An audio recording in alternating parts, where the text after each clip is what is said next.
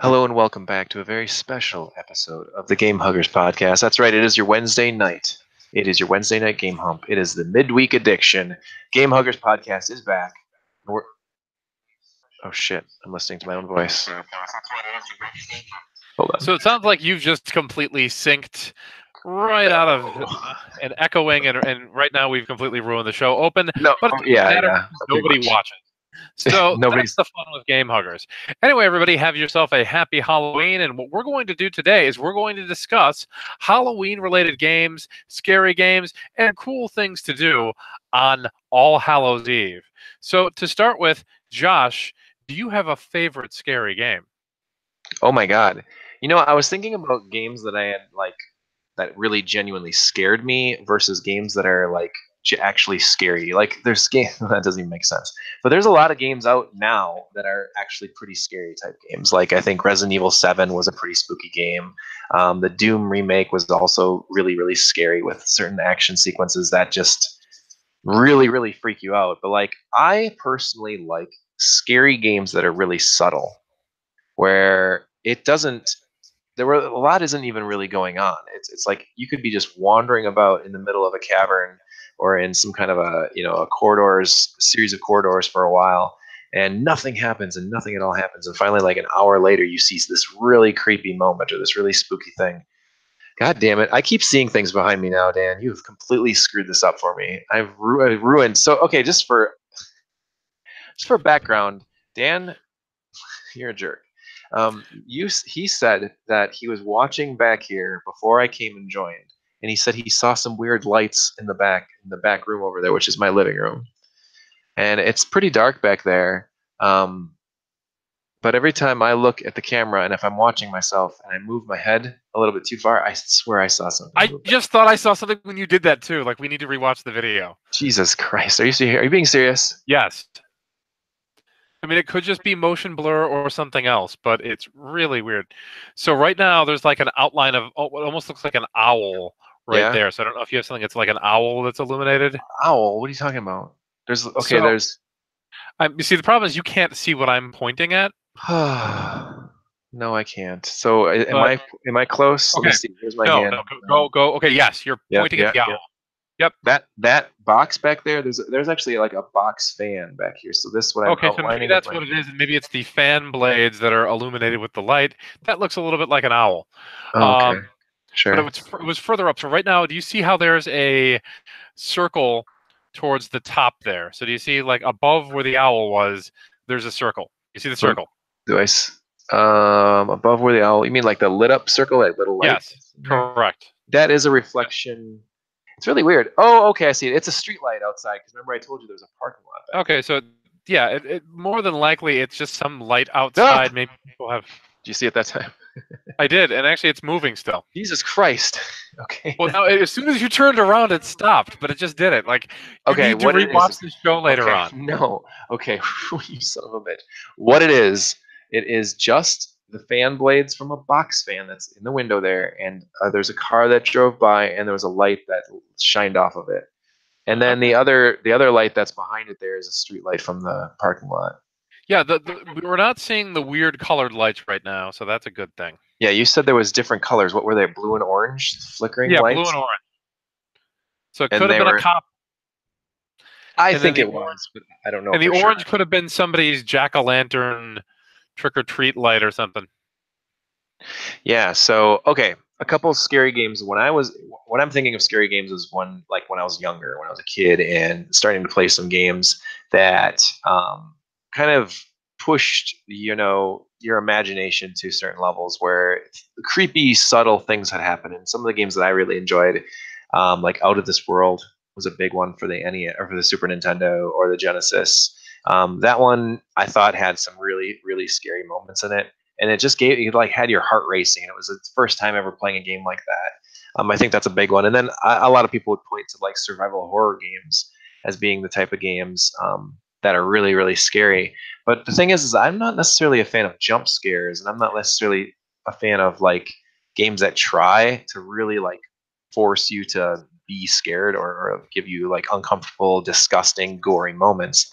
I like that subtle, just okay, you're in the middle of this thing, and all of a sudden something creepy moves off in the distance or whatever. I think Fatal Frame was actually a really good game for that back on the PlayStation 2. Probably just the original one too. I'm not talking about any of the sequels because that game you would just wandered around forever, and then you'd see like a picture move on a wall or something really really spooky, and it's like what the hell? And you're only like equipped with a camera to take pictures of it. Like I like that one a lot. That was really neat. So I'll tell you a couple that come to my mind. One of the first ones is a very, very primitive survival horror game, and it's actually a great, incredibly underrated game, and that is Friday the 13th for NES. Friday the 13th for NES has some absolutely fantastic game design where essentially you're having to go in and protect people from Jason, who's attacking either kids' cabins that are on a lake or the other counselors that are in these little individual lodges.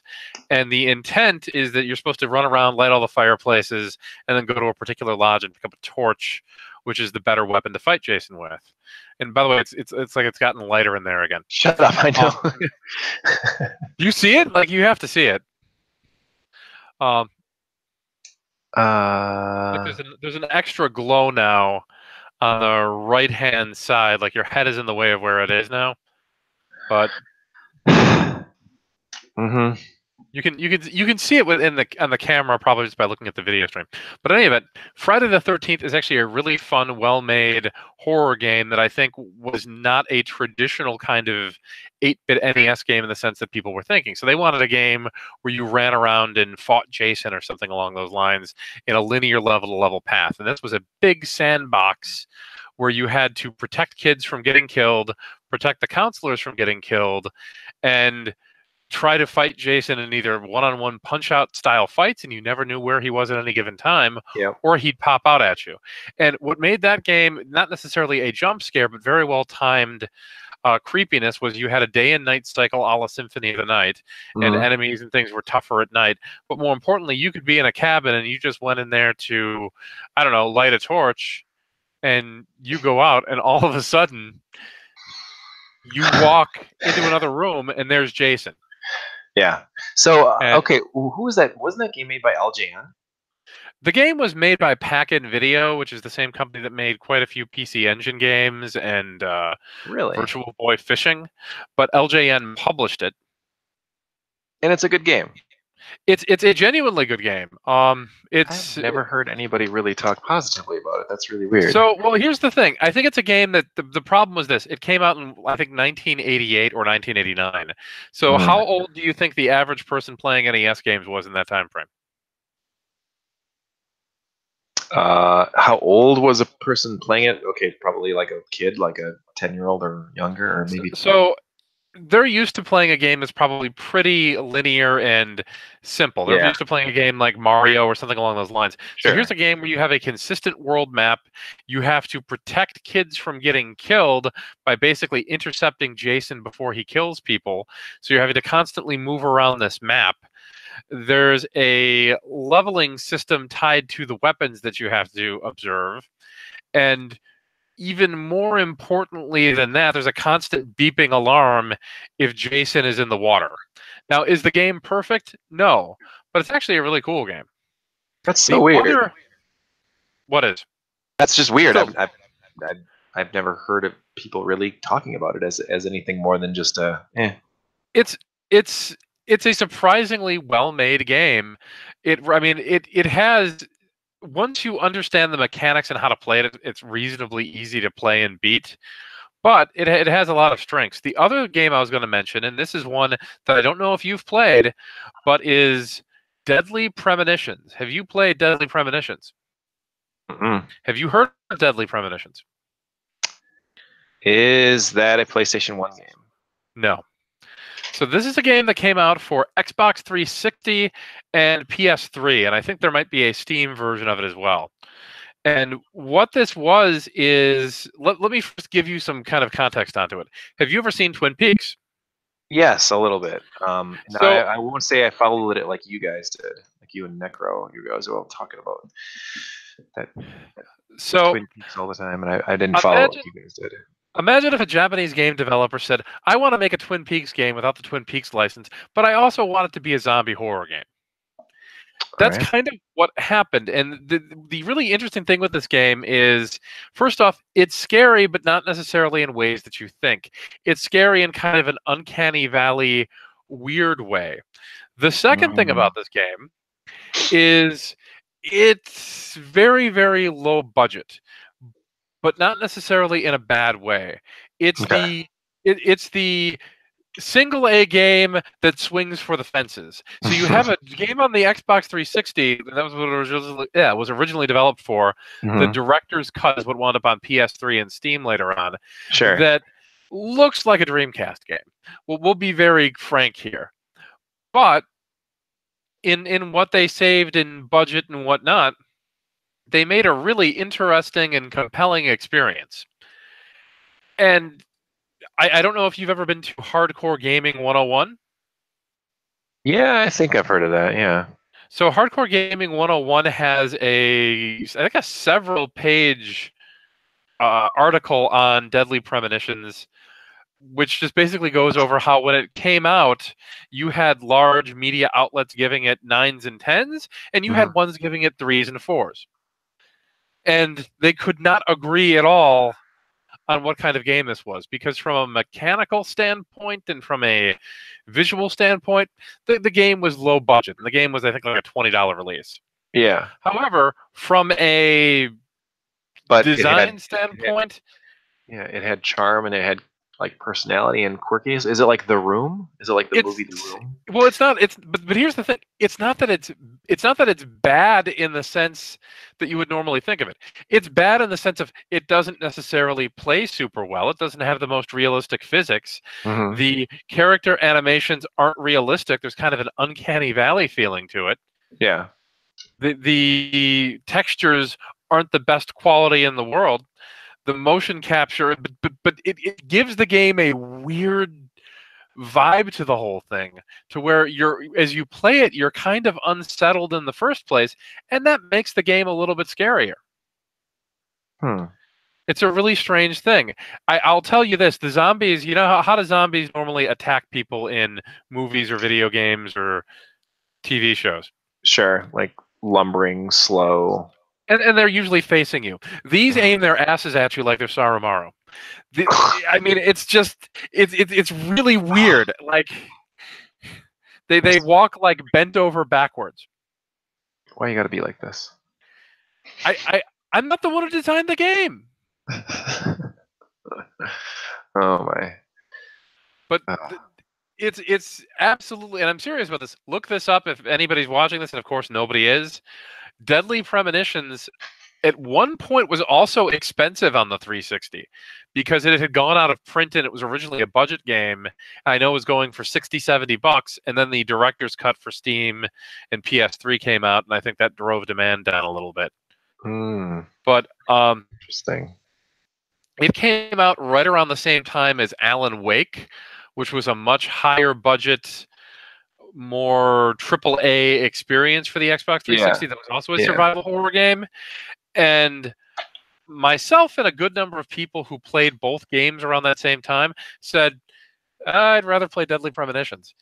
Really? It's not necessarily as polished of an experience, Hmm. but it tries to do way more. Interesting. It's yeah, it's a bizarre game, but absolutely recommended to anyone who hasn't played that. Now, tied to Halloween related things, since we've gone over what some of our favorite scary and Halloween themed games are, Hmm. and everybody talks about Halloween movies. We don't necessarily want to do that. What's your favorite memory of Halloween? Wow. Oh my gosh. I guess pretty much trick or treating as a kid, maybe causing some chaos, running around when I was a kid, they didn't necessarily have specific hours for us to be trick or treating on. We could just trick or Correct. treat after school until whenever. So I remember going out and finding lights that were still on between 8, 9, maybe even 10 o'clock at night, and just trick or treating all night long as we could, and then going back home and just eating up what we had scored that evening. But I guess some of my favorite memories now. I'd have to say are, spending time with my kids and getting them to, have as much fun as possible on Halloween night. This year, I took my two youngest out, and we had a pretty good time. We went out. Trick or treating around here was only from like 4 to 7, and we got kind of a late start because I got out of work around 4:30. So from 5 to 7, we ran out and we filled up our buckets like 2 times, and did as much trick or treating as we can. And it's just cool to see their reactions and just have fun. And some of the other people too. People do put a lot of effort into decorating their houses, and I've seen it this year and in the last couple of years where people almost make like little mini like haunted houses out of their front porches or whatever, where you have to go in. You go in and you see a couple like ghouls and ghosts and some other like test tubes with monsters and stuff and body parts around it and stuff. And it's like, oh, this is really cool. Like this is a really neat thing. And I don't know, it's just to see all the effort and how crafty people are. I think that's some of my favorite things about Halloween. But it's a very different holiday. It's not really about like getting things or even really not really even about gaming so much. It's just it's an experience to see things and see how creative people can be. I think those some of my favorite things about Halloween. So my favorite Halloween memory is, so I need to probably preface this by saying when I was in high school, I was a total jerk. Okay? No. So my freshman year of high school, just don't believe it. Halloween day after school, there was a crosswalk that was behind where I went to high school. And it was by a lake and everything, and everybody would hang out there and smoke and deal in illicit goods and whatnot. So what happened was there was a whole bunch of us hanging out and like, hey, it's Halloween. What are we going to do? And a group of like 20 of us just started walking around the area. And we'd go to houses, we'd interact with people, we'd make a whole bunch of noise. Eventually we get to one of those cheap, like some organization is sponsoring a haunted house where people jump out and try to jump scare you, and they decorate like a unused storefront that used to be a Joanne Fabrics or something and turn that into a haunted house. Well, outside of the haunted house was a lady dressed up as a witch, right? So so somebody says, and put an incentive behind this, I dare you to grab the witch's hat. So, as though I am Solid Snake, I sneak up behind the witch, who's in line like, I'll get you, my pretties, to all the kids. And I put my hand on the hat, and I just pull it off. I didn't realize there was a strap under her chin. So this thing just snaps. I pull this thing off, snaps. Psh, ow! My hat! And I bolt. Because at this point, there's an incentive tied to this. And I got the witch's hat. And everyone was amazed I had the balls to pull this off. And you pulled it off of her head with a chin strap on, too. With a chin strap on it. Now, it was just like a rubber band or something around it. But, yeah. Nice. So, despite being a total jerk and doing kind of crazy things, and I think I was 14 that year. That was my freshman year of high school. That was actually a really fun evening because just a huge group of kids ran around and had childlike adventures and enjoyed a holiday. Go ahead. Childlike adventures. So what would you, okay, so as a kid or even as an adult, what are some of your favorite costumes that you dressed up as? You know what? I haven't done too many costumes as an adult. Sure. The only one that sticks out in my mind was I was invited to a Halloween party. I don't know how many years ago this was, 7 or 8, and Billy Mays had just died. So I went as Billy Mays. Damn. But as a zombie. And I'd walk around with a, just like a plastic bag. And then it had a flour in it. Because, he died of a Coke overdose. Yeah. So. Classy. It was. Last year, I dressed up as a wolf person. Yep, that was interesting. I had like wolf gloves or paws and wolf ears and a tail. That was interesting. I had the pretty goofy looking jumpsuit thingy. Not really a jumpsuit, more like a wrestling singlet almost. And then it had a hood on it too, so that was kind of interesting. But that was kind of fun. Otherwise, I've I've got costumes like sort of a cosplay. I've got a really cool Starman outfit from the video game Pro Wrestling. My Starman cosplay costume is pretty sweet. I wore that for Halloween once a couple of years ago as well. Yeah, otherwise I kind of do like zombies or monsters. This last week did a haunted house. That's, you know what? Honestly, helping out volunteer at a haunted house may go down as one of my favorite memories as far as Halloween's go too, because I was like a ghoul or some kind of a monster or something. Although I did send a picture of what I looked like to a friend, and she said that I looked like a bearded woman. So that's awesome. But I mean, you just use that for the freak show. Think about it. yeah, totally. Yeah, exactly. Anyway, I was in like a cemetery area, and we were doing this, this whole room where people walked in, and there was like, it was really dark in the room, and there was like a little bit of a fenced-in area to the right, and to the left there was some gravestones, and then this like big giant statue of a gargoyle. And I was kind of behind the gargoyle. When people would walk through, I'd be to the left, and the coffin in the fenced-in area was off to the right. And there was one other kid that was in there with me, and he was sitting in the coffin. And whenever they would walk past, he would sit up and say like, "What are you doing in here?" or something crazy like that. And then they would run through and go, "Oh my god, that's scary."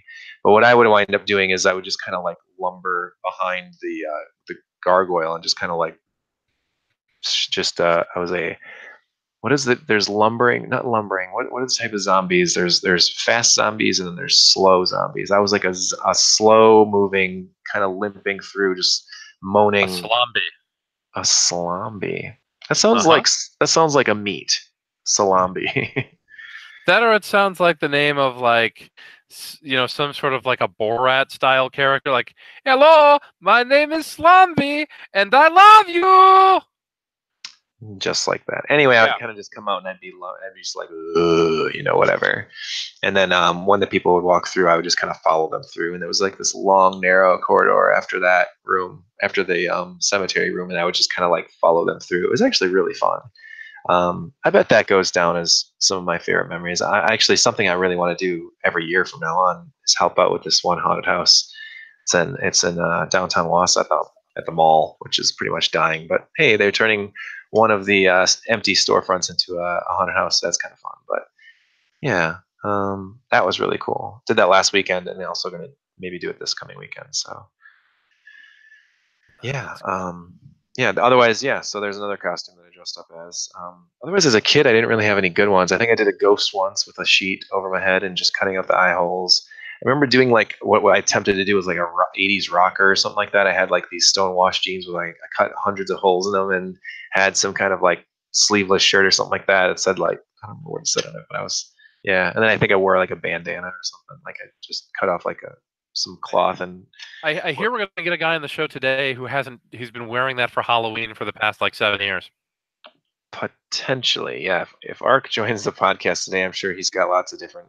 Although he pretty much just is in character all the time, so whatever he's dressing up as is a normal. It's a regular Tuesday for him, but it'd be a total Halloween costume for us. But what was I going to say? So one other kind of cool thing I did, not necessarily on Halloween itself, but around the Halloween times, is there are lots of cheesy places that are allegedly haunted in the Chicago area. So one place I went to was at one point it was a brothel and speakeasy that was owned by the Capone gang. And Nice.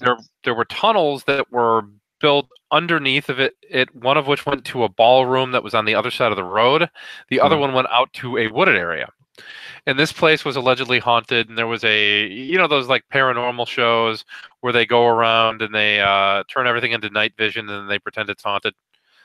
Mm-hmm. But like they did an episode of that in the building this was in, but at the time, when I did a ghost tour there, and this was a long, long time ago, Yeah. they were letting people into the tunnels, which of course were built by the mob and not necessarily there legally or safe to cut through. So that was kind of interesting to go and see a really old building that was repurposed for bootlegging liquor underneath the streets outside of the view of law enforcement. Right. That's really cool. with There's these. like a couple hideouts like that in the Milwaukee area too. There's some like really interesting like speakeasies that had some underground shipments in incoming things like that. It was really cool. Yeah, this had a system of tunnels that went out, and the city, I guess, found out that they were showing people the tunnels and letting people in the tunnels. And like, these tunnels shouldn't even be here. They're not safe, and they shut that off. And eventually, the place that was running it was a restaurant at that time, um, closed, and then several other restaurants have taken up that building since. Nice. So, Yep. random question, since this is pretty much what we're going to do today. Are there any games that you traditionally would play around Halloween? Anything? I mean, Friday the 13th is one. Splatterhouse, Ghouls and Ghosts, Castlevania. I think there's Yep. quite a few that fit into the Halloween theme for this time of year. But I don't necessarily play any of those every year like it's a tradition. Okay. On Monday night, I actually ran a smallish gaming event here in Merrill, Wisconsin, at a bar. We trying to do these maybe like every other month, just real small events to kind of keep people going. Because I have a big event that I run every year, and that's over Labor Day weekend in Merrill. Big-ish, meaning we have a couple hundred people that come out and hang out with us. But like smaller, meaning just 2 to 4 game systems set up at a bar, kind of in the back room or upstairs or something like that. And then we have a special theme. And obviously, with Halloween being this week, on Monday night I did a game night. It was just called Monday Night Survival, and the idea was we're playing horror themed or scary types of games. And I brought a Turbo Duo, which we were playing Splatterhouse on. I brought a Twin Family, which we were also playing Splatterhouse. Or what is the name of that game? The Splatterhouse that's on the Famicom. Something Watani Graffiti or something. Yeah, that's it. I knew there was graffiti in there. Yeah, we played that, and then I also had Mortal Kombat 2 on the Saturn, Mortal Kombat 3 on the Saturn, and Resident Evil on the Saturn. And then also, there was a fourth one. Yeah, and I had a Nintendo Wii.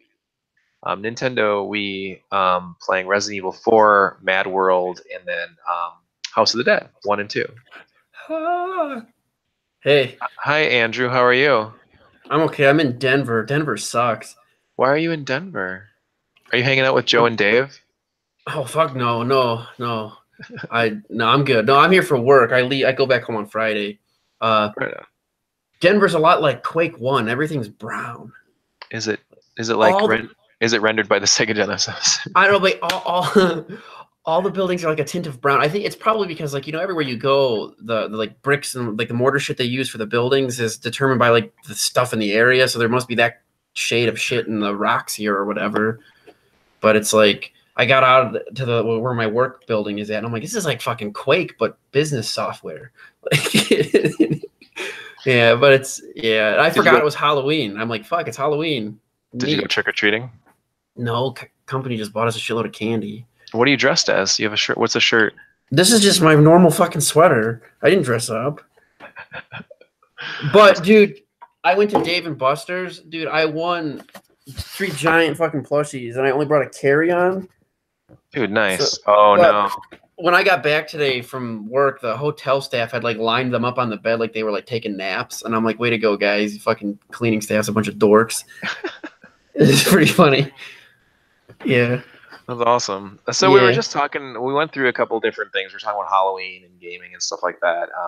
Is there? So do you do any kind of Halloween parties, or do you dress up at all? And if you do, what are some things that you dressed up as? Oh, I was the Ultimate Warrior the one year, but I did it with black and white paint, so it was like the undead Ultimate Warrior. Nice. Like, so I looked like I was in a black metal band. But I mean, when I was a kid, I did like Tuxedo Mask and shit like that. I was Alex from Lunar the one year. Nice. Yeah, like I don't know, but like lately, like I would either just do like vampire or like skull makeup because like I used to hate going to costume parties as a kid because you put on these fucking stupid costumes, then you get there and the shit's like all uncomfortable, it's like falling off or it's just like cheaply made. But I haven't gone to a lot of parties lately because we're all too lazy. We just go buy candy and just dick around. But I went to a skateboarding Halloween party like 2 weeks ago. Mm-hmm. And I dressed up like a lapper, which is this thing that they used to put on skateboards in the 80s. It's like this piece of plastic that hooks over the back truck. So it's a joke because I still put lappers on my skateboards, and everyone's like, "What the fuck? Is that a lapper?" I'm like, "Yeah, dude." So I actually took poster board and like drew the lapper. The one lapper brand is called the Bird, because when you mount it, it looks like a middle finger because of the way it mounts. Yeah. So they called it the Bird. Well, I wrote the logo on a piece of poster board and strapped it to my chest, and taped another piece to my helmet. So I walk into the skateboard park. I'm like, "Look, guys, I'm a fucking lapper," and everybody started laughing. I'm like, "Are you fucking serious?" But yeah, I don't do like a lot of parties. I don't drink, so a lot of parties I've gone to, everyone's like shit housed immediately, and I'm like, I'm gonna go because you're all retarded. So like, it's I said the R word, sorry, but I think it's that's one. That's strike one, bro. I think it's justified there because they get so drunk, they're like playing with open fire. It's like your shitty polyester costumes from the party store are gonna go up in flames so fast. You touch their ears, they want to fight you. I mean, it's crazy. Yeah.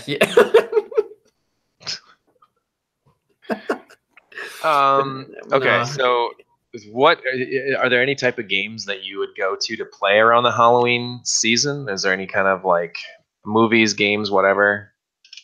God damn it. Okay, sorry. Kinds of froze. Are you there? My internet connection sucks. Can you hear me right now? Yeah, I can hear you now. Okay, it froze, so I just like stopped. Like I play. There's some horror games I play, like some classic shit. Like we're talking Seventh Guest, Phantasmagoria. Oh, nice. All that. Yeah, like that's the kind of shit I'll bust out, or like I'll maybe fuck with Resident Evil, but like there's not a lot of like Halloween themed games unless you want to play like Magical Chase has some Halloweeny aspects to it at times. True, yeah. But a lot of it is like. You could play like the fucking shitty Texas Chainsaw Massacre Atari game, or like Friday the 13th or something, Freddy Krueger, like Nightmare on Elm Street, but those games suck. So, Friday the 13th is amazing. It's got a couple problems that make it irritating, but it's not. That game has no replay value. It's not that fun after you beat it a couple times. It's like I would rather go through Phantasmagoria again before I go through Friday the 13th. What is Phantasmagoria on? It's a PC game. It's one of those Sierra point and clicks from the 90s with like the FMV shit where like the girl walking around is a real human that's been digitized. Okay. It's really fucking cool though. It's like gory. It's like a haunted house and shit. It's interesting. It's a amazing game. It just kind of looks dumb because it's from that time period, Like Mansion of Hidden Souls. Yeah, it's like I don't know if it's a scary game, but did you ever play any of the Clock Towers or Ju-On or? Yeah, Clock Tower was awesome. I rented that specifically for the box art, and then I got home and it wasn't like the box art at all, but it was still a good game. Yeah, was that on PlayStation? The original Clock Tower? Yep. Well, actually, it was on Super Famicom originally, and then the first one we got in the U.S. was the PlayStation one. That's right. Yeah. And there's like what do you call it? Fuck, I'm blanking out. Like Alone in the Dark. Yep. Alone in the Dark. The first one was awesome. Yeah. Silent Hill. There's scary shit, but it's not like Halloween-y. Right. Maybe that's a good thing. Yeah, Parasite is fucking sweet. That game rules. I heard that was going to be okay. So another thing, randomly, since Parasite Eve was PlayStation just Classic. Yeah, that's going to be on the Japanese version, but not the U.S. version. That's unfortunate because Parasite Eve is a really good game, as is the sequel, as is Third Birthday. Well, a lot of the games on the fucking PlayStation Classic, you can just get on the PlayStation Store on your PlayStation 3. Well, or they're games that are better optimized for using a DualShock controller. And I think that's the other thing. It's just like, let's play Metal Gear Solid, but you don't have any of the rumble feature or any of the... That's how I played it. I didn't have a DualShock for that game. I just played it with the regular fucking thing. That takes away a little bit of the fun and some of the better implementation of the DualShock that was put into that. There was another couple of games on there like Siphon Filter that uses the analog, and there's no analog control. And I think there was one more.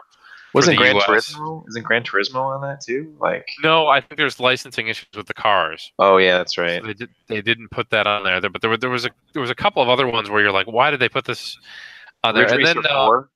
Ridge Racer 4 might have been one.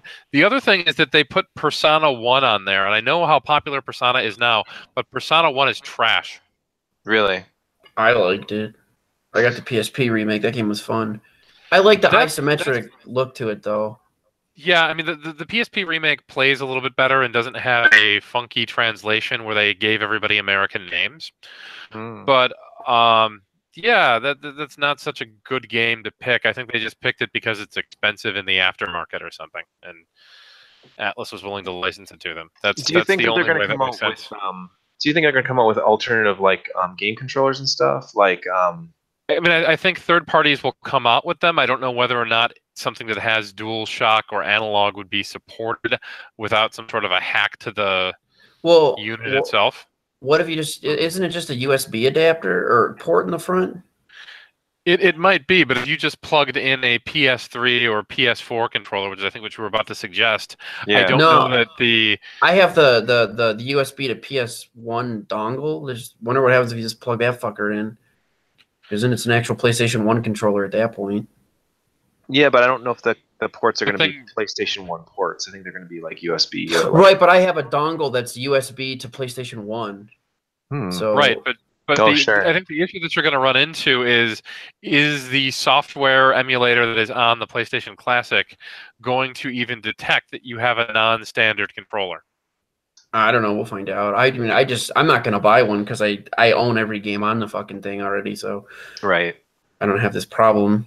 But I mean, I could see the appeal to maybe buying it, but it does suck that the game it's stupid. It's like I don't know. It's dumb.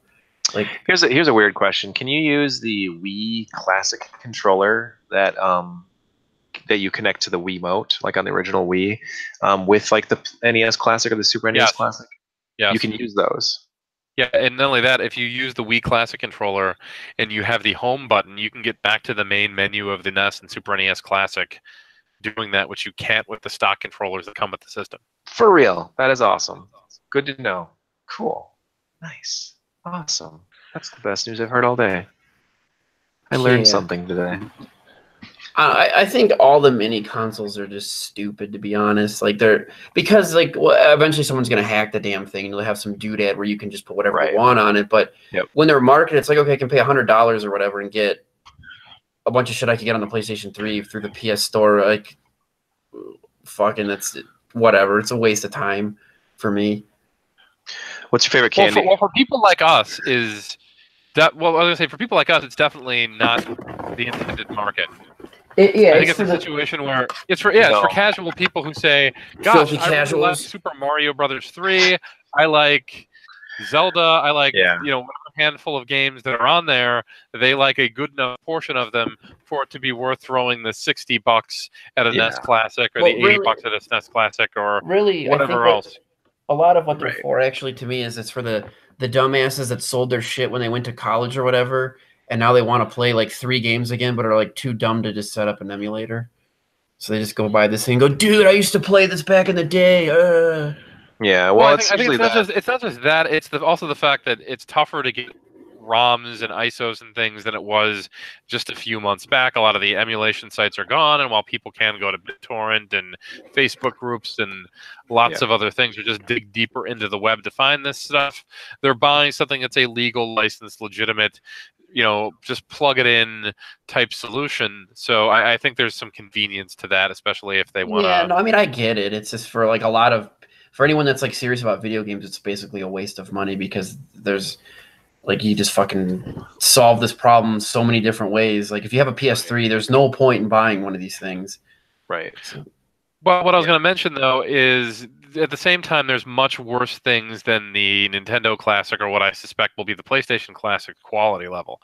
People could be buying these crap games, Genesis systems, or just stacks of NES games on a HDMI those retro. What is it? Retrokin or what is it? Hyperkin.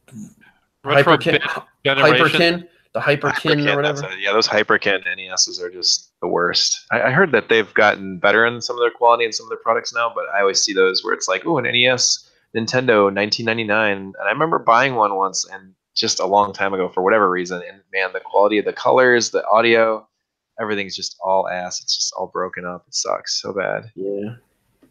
But yeah, I heard that the games Atari, those Atari flashbacks that they came out with were actually pretty good. though, because Yeah, those things are sweet. Because I mean, the Atari joysticks fucking sucked anyway, so it's like only up from exactly. there. You can't get any worse, really. I thought it was Except- somebody else, not App Games, that was initially making the flashbacks. It was like the flashback 1 and 2 were made by someone else, and then Really? App Games eventually made the 3s and 4s. I could be mistaken about the timeline on this, but maybe. the better quality ones were like the 2 and the 2 Plus. Yeah. Josh, I think you were going to ask what games on the PlayStation Classic I thought were cool or something. I was going to actually ask you what's your favorite candy, but sure, go ahead. Oh, my favorite. I thought you were going to say favorite game. Well, my favorite candy, that depends what time of day it is. Because if I want like fruity shit, I can eat like watermelon Airheads like nonstop. But if I don't want fruity stuff and we're going for like chocolate, it's either like Caramellos or like do you know what ice cubes are? Yeah.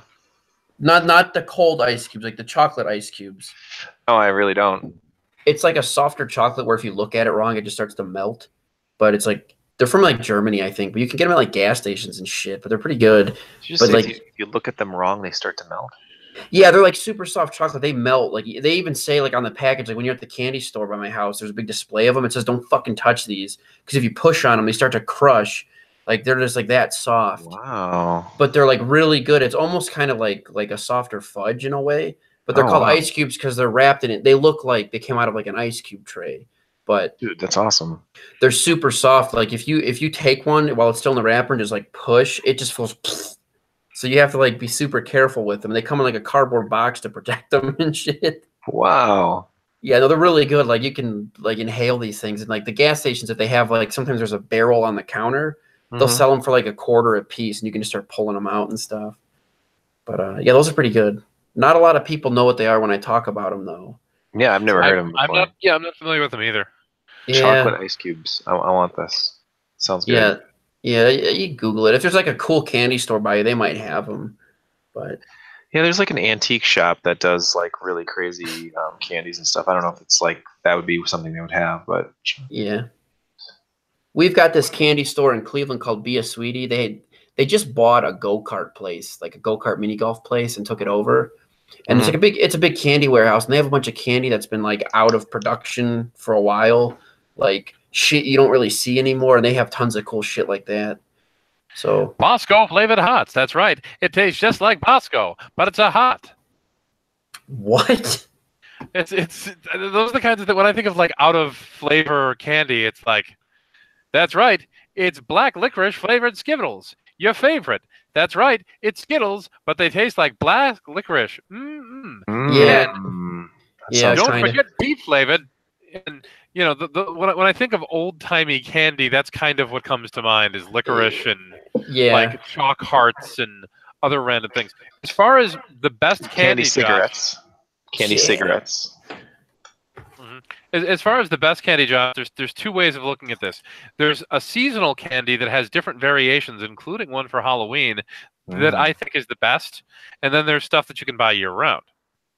Oh, true. I guess since this is Halloween themed this week, I'd want to talk about candy that's only Halloween. Like things you can only get around Halloween. Cadbury Scream Egg, which is like a Cadbury cream egg, except it has like a green goo in it.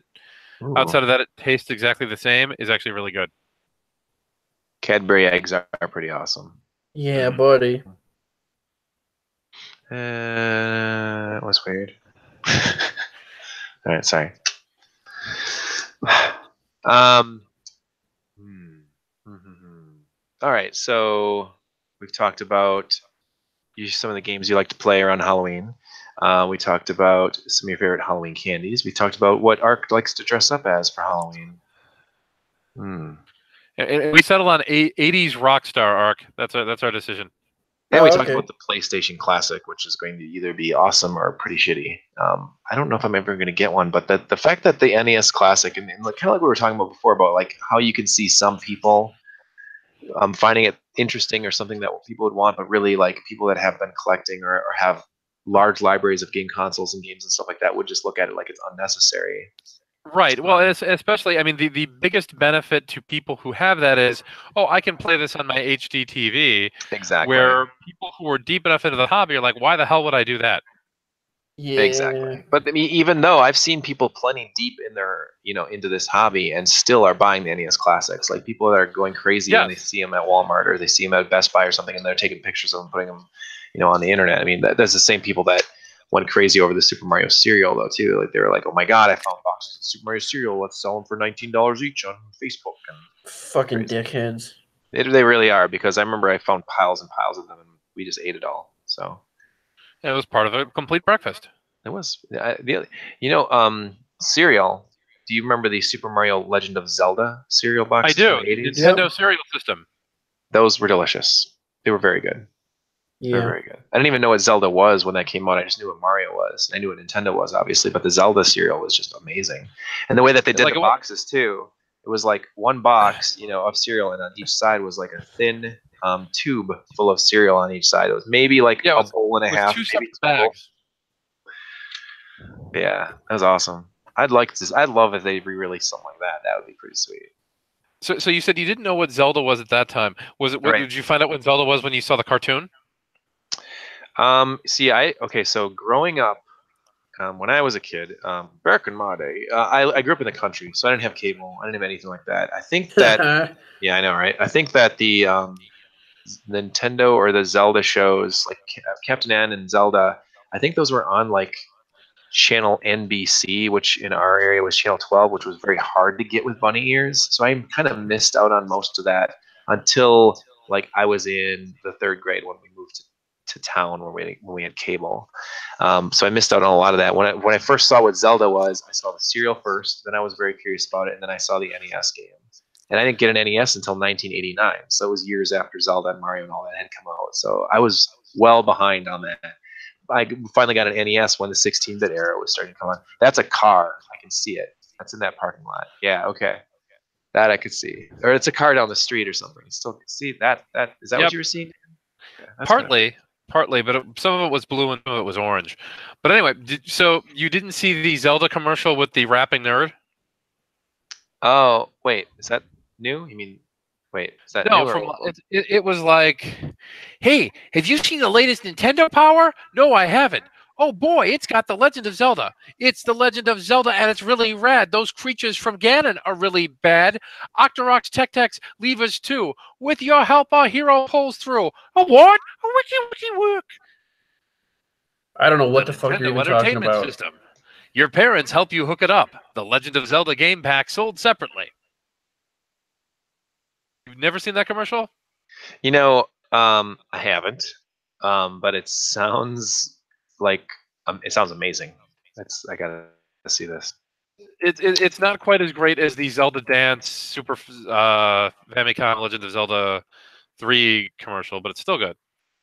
I remember the Link's Awakening on the Game Boy. That had like a rap or something like that. It did. It was. I remember that one. Yeah, it was a guy standing in front of like a big multi-monitor monitor wall. As a lot of those, play it loud era games commercials seem to be back in that day. Like I remember Stunt Race FX and some other commercials that came out like in 93, 94.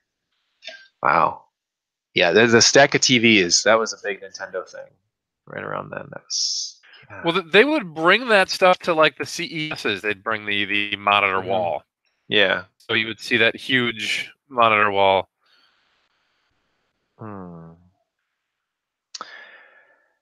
So, damn. Somebody's playing that. Somebody's playing what? Is that Ark? No. What are you saying? What are you doing, Dan? Why are you doing this? What's wrong? What's happening? Oh my God, Ark is on twice. We have two Arks. My internet, the Wi-Fi tarted out. So. Oh, okay. Hi, welcome back. We were just talking about the Zelda rap commercials. Yeah, that commercial was fucking doofy as hell. All right. So, is there anything else that anybody wants to talk about? We're getting close to the 1 hour mark, and Halloween themed games. You can fucking buy Inferno for the MSX. There you go. You just have to have an MSX or an emulator because you just buy the fucking ROM. Okay, what's a good emulator for MSX? Is that Blue MSX? Yeah, you could use that, or you could use OpenMSX with Catapult.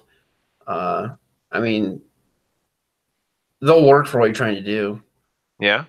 Yeah, like if you're trying to do anything crazy, they can be kind of irritating. But if you're really just popping in a fucking ROM and playing it, the weirdnesses and strange things that they do will not really affect you. Blue MSX is easier to use if you like don't want to dick around with stuff, because OpenMSX was, it's like Mednafen. It's like, hey, this is command line. Oh, you want to change the config? Bust out Notepad. Here's your 9 million line fucking config file. Have fun. Yeah. Blue MSX has like a UI you can click and stuff. So it's like old I do hockey. remember I played Blue MSX before. I think that's how I first played the Castlevania that came out on it, because I was like, oh my god, there's another version of the original Castlevania, and it's like, oh wow, it's crazy. Yeah, one screen at a time. Yeah, I mean, the Blue MSX will work fine if you want to play Inferno. So where do you get Inferno? My website. What's your website? Ethernet. www.aetherbyte.com, which is AETHERBYTE.com. You just got Etherbyte bitched. Game sack, motherfucker. All right, so yeah, so if anybody's nervous about emulation and stuff like that, you can legit get the Blue MSX emulator, buy Inferno off of Etherbyte.com's website, and play that game legit legally on their computers. Yeah. Like, I'm not gonna sue you. I'm fucking selling you the ROM. That's awesome. And the ROM is what? How much is the ROM? It's 10, and then if you buy the cartridge, I just take $10 off the cartridge price. So that's like you're getting the game. That's pretty awesome. And you still have cartridges left on your website? Or yeah. Right now they're made to order. There's none fully assembled, but if you order one, I just put it together and mail it. And how much does that cost for the cart? The cartridge is $65. Okay, cool. Oh wait, I'm sorry, they're $70. I can't remember now, because I sold when I was at the convention. I sold them for $65 at the convention.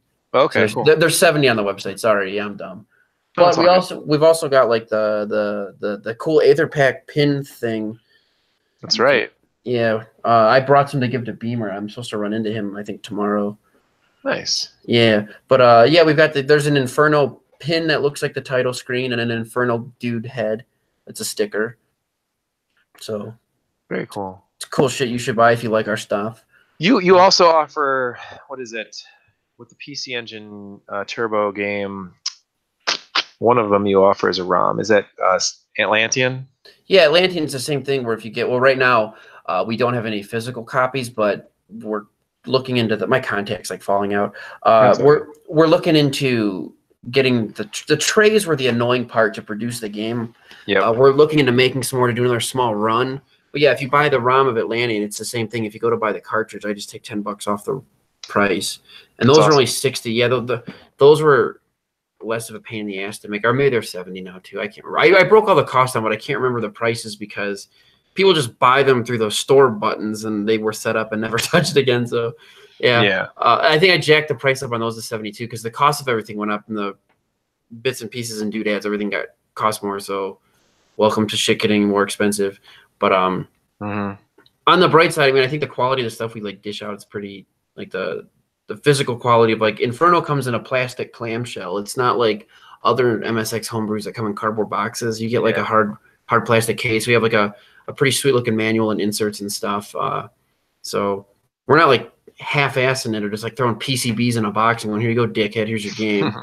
Like, we try to make it like as legit as possible because it is 3D printed. So there's some imperfections with it, and it's like, sorry, deal with it. It's 3D printing. It's not perfect yet. Right. It would be if we had more money and got like a really, really, really, really expensive printer, but we're not doing that. But like when we sell the pins and stuff, the point is to roll that back into Aetherbyte stuff to do more shit. It's easier to do it if we get some funds rolling in, but so yeah, we'll see what else we're doing.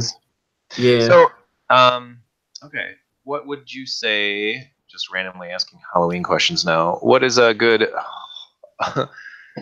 Okay, so some people have been in the chat here. I should probably say some like chatty things. Guy, our good friend Guy from the old PC Engine FX original crew, asks if I ever played the Coco game Poltergeist. I've never actually played that, and that'd be on a Tandy Color computer, for those not understanding what Coco means. But I never played that, and I'm actually really, really interested in that one. And then Oh, Ralston is the company that made it. I guess that's the only real question. And then the people were talking about Deadly Premonitions is actually on Steam right now for $2.50 if anybody wants it. Yeah, we were talking about Deadly Premonitions, and then actually for a Halloween haunted house, a dead mall is kind of the perfect spot for that. That's where they actually host it. So very cool. What would you guys say is like a go-to for Halloween movies that you guys enjoy the most? Other than maybe just Halloween. The way, I mean, that's like an obvious one, but I like I'm a Nightmare on Elm Street guy. Like I like Those him. are freaky. In the Freddy versus Jason war, I think Freddy's cooler. But I would go for that, or like I mean, the zombie movies are okay, but like the Dawn of the Dead shit, it's like that zombie fucking fad, like for Walking Dead and all their dumb shit, like overplayed zombies to the point where like I'm so sick of that shit now. Like Walking Dead got stale fast. That is a show that started brilliantly. I love the first season. And obviously, it's only 6 episodes, but after the farm and after the prison and the governor and then Teramis, whatever it was called. Fucking no, I like Nightmare on Elm Street's my go-to, or there's some other like B-ish movies I would watch, or like Chucky. I would watch Chucky. Like Child's Play, not Chucky, but everyone just calls him fucking Chucky. But like those, and like some of the B movies, you know, or like you ever see Puppet Master? Do you remember those movies? Oh yeah, Hellraiser. Like, or Hellraiser's another one. I would watch that stuff. Like because like Halloween and like Friday the 13th. The thing I don't like about them is they're like the jump scare movies where it's almost like when you're playing Doom 3, you can predict when and where monsters will be popping out from. Like that's how those movies, they're engineered for that. Like they know, they've perfected the jump scares for years, where it's like now they just know exactly how to do it. Whereas like the Freddy Krueger movie is a little more supernatural, and Hellraiser's definitely more supernatural. Right. So it's that aspect is more interesting. Or like you mentioned Poltergeist, like the first Poltergeist movie, that's like a classic. So like I go for shit like that over the slasher movies for the most part. And I don't even know if you consider Nightmare on Elm Street a slasher movie, because Freddy Krueger is slashing you, but yeah, it's a little teenager kind of exploitation movie with regards to, I think, how the Nightmare, or at least the early Nightmare on Elm Street movies go. They're kind of that teen horror movie where a whole bunch of high schoolers get chopped up or killed in their dreams or whatever else. As far as interesting horror movies go, because it looks like Andrew froze, by the way, I'll go over 2, and they're both somewhat similar in terms of style and design, one of which is a movie I know you don't like, and I'll explain why you're wrong. So the first one is The Shining, and I'm talking about the Stanley Kubrick original Shining. That's a great movie. And that is an absolutely great movie, and it's a great movie just built around setting, around tension, around having really interesting shots, and it's a movie that's very artistically filmed. It doesn't necessarily rely too much on jump scares. It doesn't rely too much on blood or horror or any of the traditional horror tropes popping out. It's very much a thriller movie with a good amount of tension and some supernatural fun mixed in. So I think The Shining's a really fun one. That's what I like. The other movie, this is the one I know you don't like, is Suspiria. And I'm not talking about the recent Amazon remake of Suspiria. I'm talking about the giallo Italian 1970s original. That movie is shot absolutely beautifully. There's even though it's cheesy and there's some intentionally over-the-top gory deaths, the look and feel and music and pacing of that movie is absolutely wonderful, and it perfectly fits Halloween, because there's, I don't want to ruin the movie for anyone who hasn't seen it, but there's all sorts of creepy imagery to it, along with some supernatural things that are going on. And the movie, it is an art film disguised as a horror movie, and I am absolutely a huge fan of the way that particular film is shot. And if you've never seen the original Suspiria, I highly recommend it. So those are 2 that jump to my mind. I remember thinking it was really goofy. I don't know if I would say I hated it. I just thought it was very silly and not. Well, the other, so it's an Italian movie where they actually dubbed. All the actors spoke the lines in their original language, and then they dubbed everyone into a consistent language like English or Italian or whatever else. And I think Ark's going to talk about Inferno, and I can't remember what the other one's called. No, man. there's 2 other Halloween movies everyone should fucking watch. That's Halloween Town and Hocus Pocus. Those movies are awesome. Like they're not even scary, but they're good Halloween movies, man. And I don't care who the fuck you are. If you say you don't like Hocus Pocus, you're full of shit. You're full of shit and you're wrong. Yeah, well, or like you bust out some Elvira's if you want to see some titties. There you go. Yeah, I was gonna say anything John Carpenter as far as Halloween goes. I mean, if you're gonna do The Thing, you're gonna do any of those types of movies. But one that my kids and I we watched this last weekend, we were gonna watch a bunch of scary movies, and it's pretty much one of my favorite movies I've ever seen. I loved it growing up. Is Big Trouble in Little China, and that one it's a good for any time of the year movie, but it really worked on Halloween too because my kids were like totally freaking out about that, the monster in the sewer and all that stuff. Like that seems great. That's an awesome movie. Love that one. Hell yeah. So as we pass the 1 hour mark, are there any final thoughts for tonight? Kill Whitey. There you go. There is the thought for that. No, I have no thoughts. I have just my pre-rendered lines to go through at the end of this. But you know, I'm super happy. Honestly, we were up to 7 or 8 different viewers at one point tonight, so that's got to be a world record, Dan. There's not just nobody watching. There's the cool people too now. But we were doing pretty good. And anybody that joined us tonight in the chat on YouTube, or if you want to, for some odd reason you want to interact with me on Twitter, you can always follow me at _Joshua Turbo. Don't forget the underscore, as it is the most important underscore in all of the internet. And if you're checking out Game Huggers, you can check us out on TuneIn, on Podomatic, and you can also check us out on Facebook.com/Game Huggers. Anyway, thank you guys so much. Dan, if you have one last thing to say, you look like you're ready to pop. Bye-bye. All right. Thanks, guys. Have a great night. See you guys next week. Later. Hey, Josh. Yo. Check the link on the right-hand side in the chat here. Yep. That has the commercial I was telling you about.